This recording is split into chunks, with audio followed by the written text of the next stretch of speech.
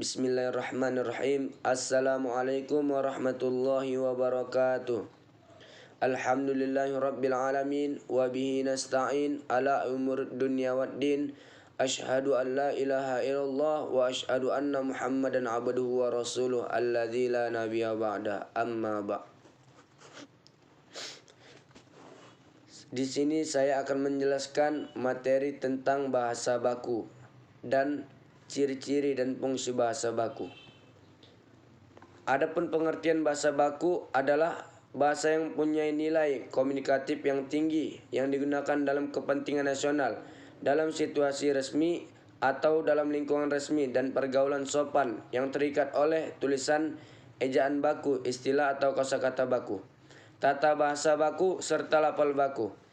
Bahasa Indonesia baku adalah salah satu ragam bahasa Indonesia yang bentuk bahasanya telah dikodifikasi, diterima dan difungsikan atau dipakai sebagai model oleh masyarakat Indonesia secara luas, terutama dalam dunia pendidikan.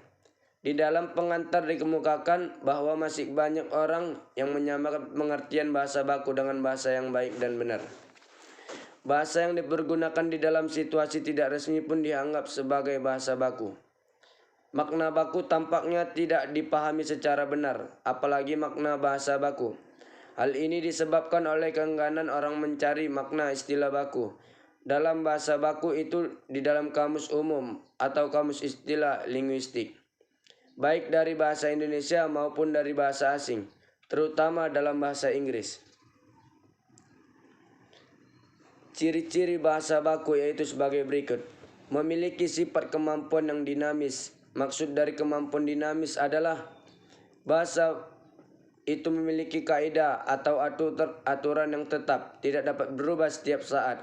Namun di sisi lain, kemampuan itu memiliki sifat yang tidak kaku, tetapi cukup luas untuk mengungkapkan, menerima perubahan yang bersistem. Yang kedua, ciri-ciri bahasa baku. Keseragaman kaidah baku standar berperanggapan adanya keseragaman. Oleh sebab itu, proses pembakuan sampai taraf tertentu berarti proses penyeragaman kaidah, namun bahkan bermakna penyamaan ragam bahasa atau penyeragaman variasi bahasa. Adapun fungsi dari bahasa baku yaitu pemberi kekhasan yang diemban oleh bahasa baku, dapat membedakan bahasa itu dari bahasa yang lain. Bahasa baku dapat memperkuat perasaan kepribadian nasional masyarakat. Bahasa yang bersangkutan selanjutnya, kepemilikan bahasa baku dapat membawa serta wibawa atau prestise masyarakat penggunanya. Yang kedua, pembawa wibawa. Fungsi ini bersangkutan dengan usaha mencapai kesederajatan dengan peradaban lain yang dikagumi lewat pemerolehan bahasa baku itu sendiri. Bahasa Indonesia dinyatakan kedudukannya sebagai bahasa negara dan bahasa resmi dapat disahkan dalam Undang-Undang Dasar 1945. Bahasa Indonesia terus mengalami perkembangan yang sangat pesat sehingga mengantarkan bahasa Indonesia sebagai lambang jati diri bangsa. Selain itu, bahasa Indonesia berkembang menjadi alat pemersatu berbagai suku bangsa yang berbeda latar belakang sosial, budaya, agama, dan bahasa daerahnya.